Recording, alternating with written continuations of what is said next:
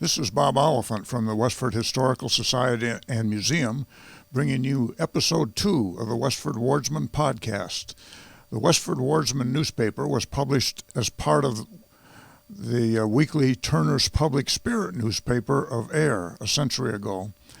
I've been publishing extracts from the Wardsman in the Westford Eagle since January of 2008 in the weekly Museum Musings column. In this episode, we'll be reading the Westford Wardsman for the week ending Saturday, January 11th, 1908. And I will add comments as we go along to more fully explain what was happening 100 years ago. We start with the correspondent from the center, Westford Center area of town. The members of the Tadmuck Club met in Library Hall Tuesday afternoon for the second in the series of the 3 meetings in charge of the Domestic Science Committee. Mrs. J. Herbert Fletcher was the chairman of the afternoon and had arranged for Miss Mary T. Stocking, an instructor in Simmons College, to address the members on the subject, quote, "Aids to Good Housekeeping," end quote. Miss Stocking is a charming speaker, full of enthusiasm in her chosen work, and gave an interesting lecture, which was followed with the closest attention. Mrs. H.B. Hall preceded the speaker with a well-chosen group of current events. I should mention the Tadmuck Club was a women's club that typically met weekly or bi-weekly at one of the 2 churches in Westford Center or at the J.V. Fletcher Library. Its first season was in 1904-05, so 1907 and 8 that this episode is taken from. It was in the Tadmuck Club was in its 3rd season. It was a very active and well-attended club whose membership rose to over 100 women from across Westford and some neighboring towns by the 19-teens. One of the interesting features of the new lecturer of the Grange is planning for this year is a paper to be published monthly and called The Grange News. Reverends B.H. Bailey and C.P. Marshall are to have charge of the first appearance of this bulletin news. The Grange was another one of those very active organizations that typically met on the 1st and 3rd Thursdays of the month in Westford Town Hall. Reverend Benjamin Bailey, mentioned here, was the pastor of the First Parish Church Unitarian on Main Street, and Reverend Charles Marshall was the pastor of the Union Congregational Church on Lincoln Street, where the PCA, the Parish Center for the Arts, is now located. J. Henry Colburn, at present, holds the record for finding blossoms out of season. Last Saturday, he found a specimen of a dandelion in full bloom. Remember, this is early January 1908 here. The members of the Union Congregational Church will hold their annual meeting next Monday. Dinner will be served at 11:15, and the business session called to order at 2 o'clock. The next section we're going to discuss is the About Town section, written by Samuel Law Taylor. Warrants are posted for a special town meeting to be held Saturday afternoon, January 18th. 3 articles are listed. First, to choose a moderator. I might mention this is always the first article in the warrants from 100 years ago. We didn't have a permanent town moderator like we do now. Second, to see if the town will purchase hose and hose carriages for service in connection with the system of hydrants. Third, to see if the town will vote to borrow money to purchase the above apparatus. This is not the exact language of the warrant, but the exact sense of the warrant. There can seem to be but one course to pursue on the part of the town. Having invested $1,600 a year in hydrant service, the investment will be worthless without investing in a means of conducting the water in case of fire. Apparatus without water would be equally sensible. I should mention the Westford Water Company was formed as a private company to install town water in 1907. It was put before the town, and the town voted against forming a water department. So they formed the water company, several of the prominent men, mostly in Westford Center. They had installed the fire hydrants in the 3 villages of the town, Westford Center, Forge Village, and Graniteville, but they had no hoses to connect them, so that's what this was all about. The The Cadet Band of Salem has been engaged for the dance of the Westford Aaa on January 22nd.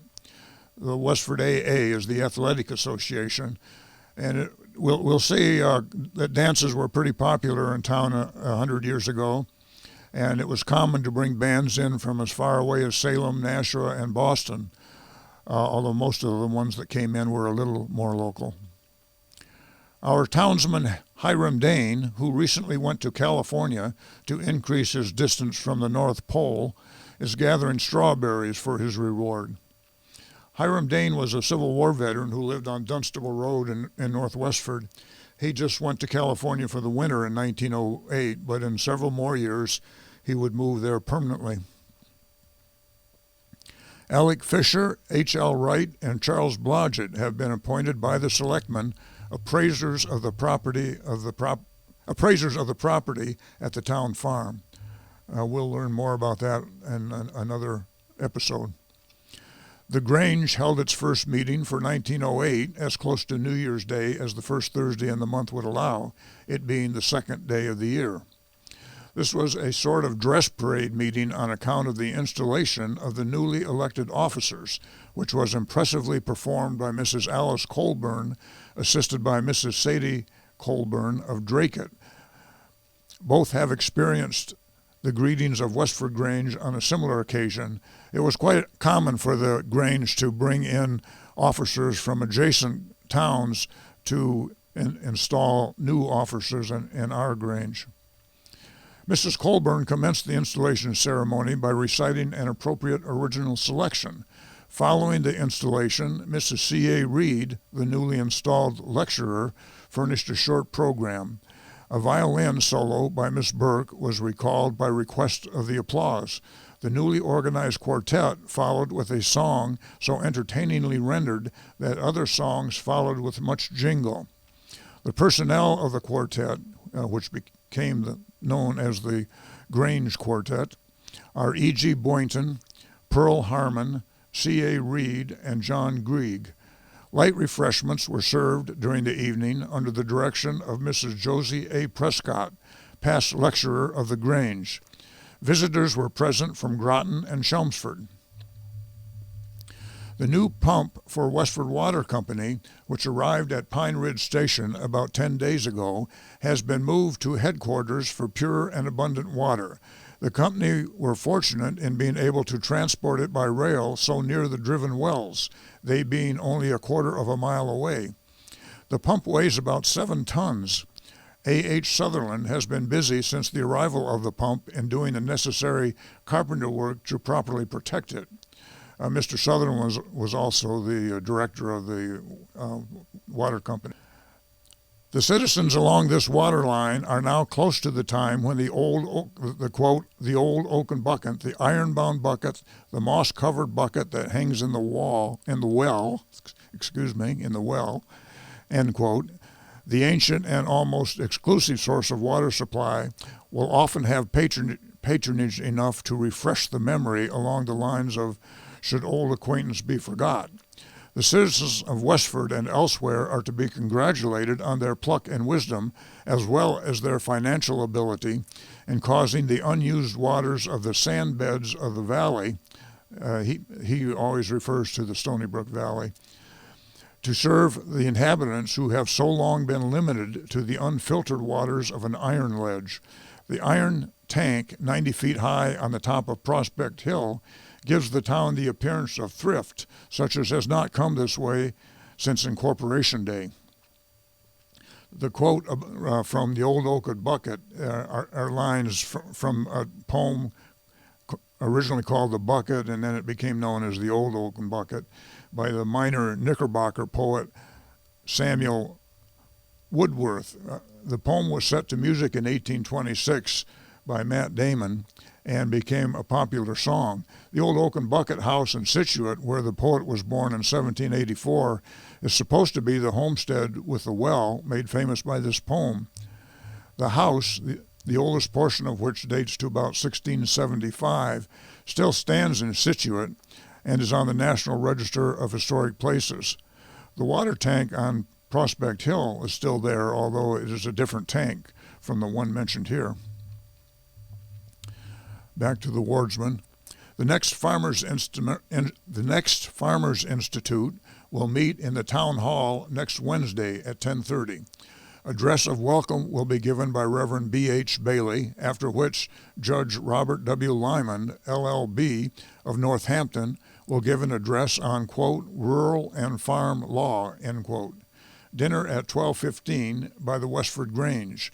After dinner, Mr. Bailey will come the witty Toastmaster Act on whosoever listeneth. That the last sentence is an expression that Sam Taylor uses quite a bit. Mr. Bailey will come the witty Toastmaster. What he means is that Mr. Bailey will play the part of a witty Toastmaster. In the afternoon session, Reverend George Kengott of Lowell will give an illustrated lecture on, quote, a trip on horseback through Palestine, end quote. This is the result of his recent voyage abroad, and it affords a rare chance for travel by land and sea without seasickness or expense. Electric car service, that is the trolleys, will be furnished during the day every half hour.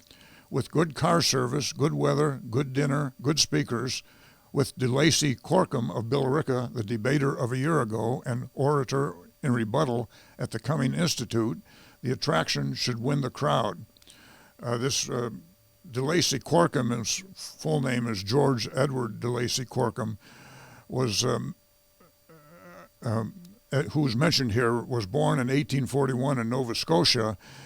He lived in Billerica, but was widely known around the area for his entertaining speeches, and he had been to Westford before. The next section is entitled Death. Miss Melinda C. Shaw died at her home on the Leland Road last Monday of pneumonia, aged 93 years. She had enjoyed excellent health until the last fatal illness, which was only of a few days' duration. She was one of the oldest women in town and was born in Farrington Falls, Maine, being the seventh child of a family of 12. Her father, John P. Shaw, served in the War of the Revolution. Her mother, Lucy Flint, was the daughter of Dr. Thomas Flint, who was a cousin of Daniel Webster and a surgeon in the Revolutionary War. She was educated in the schools of her native town and at Bloomfield Academy. After graduation, she had charge of a reformatory for boys and had the name of maintaining the best discipline of any similar institution. She lived in the sunshine of life and cultivated the fruits of the Spirit, which led her to associate with the liberal Christian church. Fruits of the Spirit is used here. It's a reference to Galatians 5:22 and 23, where the fruits of the Spirit are enumerated. This obituary was probably written by Sam Taylor, who had a penchant for biblical references. The funeral took place on Wednesday afternoon, Reverend B.H. Bailey of the Unitarian Church conducting the services. Appropriate selections were finally rendered by Mrs. H.M. Seavey and Mrs. Clara Grieg. The bearers were John Grieg, Augustus Bunce, Willis Hildreth, and Asa Eastman. Burial was in Fairview Cemetery. The next section is the Graniteville section. Constables Boynton and Dane, with Special Officers Feeney and Wheeler, raided a couple of places in this village last Saturday night, and at the house of Joseph Olivia found a quantity of beer and liquor. Olivia was summoned to appear in the district court at Ayer on Monday morning, which he did. He pleaded guilty to the charge of selling intoxicating liquor without a license and was fined $75, which he paid. That's a pretty steep fine as fines go, as reported in the Wardsman, and in particular for 1908, that was a good sum of money. All the schools here have been thoroughly fumigated and opened at the usual hour on Monday morning. No new cases of scarlet fever have been reported, and it is thought that the worst is over. There was a small epidemic of scarlet fever in town over the winter holidays. The sympathy of the village people is extended to Mr. and Mrs. George Baker of Ayer, who lost their 15-year-old son William by drowning in Sandy Pond on Thursday of last week. Mrs. Baker formerly resided here and is a sister of Thomas Hughes of this village. C.G. Sargent and Sons Machine Shop is now running on the 3 days a week basis. This is a message here that Sargent and Sons does not have enough work to operate full-time. We'll hear more about that in just a minute. All the newly elected officers of Court Graniteville F of A, that's Foresters of America, were installed by Robert J. McCarthy, DGCR, that's Deputy Grand Chief Ranger, at the regular meeting held last week, Thursday evening. Owing to the amount of routine business that was transacted, the debate was dispensed with for the time being, and an informal smoke talk enjoyed after the meeting. Court Graniteville is in excellent financial condition at the present time, and notwithstanding the many drawbacks it has received in paying sick benefits and death claims in the past, a good, substantial sum is in the hands of the treasurer, and this court starts the new year with a very bright prospect. The Foresters of America and the Women's Auxiliary, called the Companions of the Foresters of America, are two more of the fraternal or sororal organizations that existed in town and were very popular 100 years ago. The next section is called Party. A very pleasant house party took place at the home of Mr. and Mrs. Hyacinth Leduc on last Saturday evening, and was in the nature of a surprise upon their youngest son, Omer Leduc, in honor of his 17th birthday anniversary. The pleasant affair was arranged by Miss Ruth Furbush and Miss Agnes Charlton, who had some of Omer's boy chums take him on a visit to friends in the other end of the village, and on his return, when he found his home ablaze with lights and about 40 of his young friends to greet him, he was speechless. To add to the confusion, Miss Agnes Charlton came forward and in a neat speech presented him a beautiful signet ring, and the surprise was complete. Omer responded in a witty manner, after which the young people proceeded to enjoy themselves. Numerous games were played and enjoyed by all present. Guests came from Lowell and Forge Village. Light refreshments were served. The next section is the Forge Village section. Doctors Blaney of Westford and Martin of Lowell met in consultation at Mrs. G. H. Prescott's Wednesday. She has been sick for some time. Her illness seems to have been very lingering, but we are glad to see the doctors give a good deal of encouragement for her recovery. We sometimes see in the Wardsman that Westford doctors like Dr. Cyril Blaney mentioned here will consult with doctors in other towns, usually Lowell. At the show in the village hall last week, Willie Davis got the watch in the bean contest. The little Sullivan baby received the most votes for the ring. Miss Florence Wadley, as the most popular young lady, was awarded the gold watch. Tuesday afternoon, a little son, it was Raymond E. Paquette, per the 1908 town report, was born to Mr. and Mrs. Paquette, although it's spelled with an R, so it's Parquette in the Wardsman. Mrs. Paquette is the daughter of Mr. and Mrs. Felix Leclerc of this village. The schools open Monday. Miss Alice L. Prescott returned to her school in Ashland, New Hampshire last Monday after spending the holidays at home. And that's the news in Westford for the week ending January 11th, 1908. Thank you for listening, and thanks to Nick Woodbury of WestfordCAT for providing technical support. You can find transcriptions from the Westford Wardsman at the Westford Historical Society's website at museum.westford.org, or visit the Historical Society's Facebook page for more Westford news from a century ago. This is Bob Oliphant, and I hope you will join us for next week's Westford Wardsman podcast. Thank you.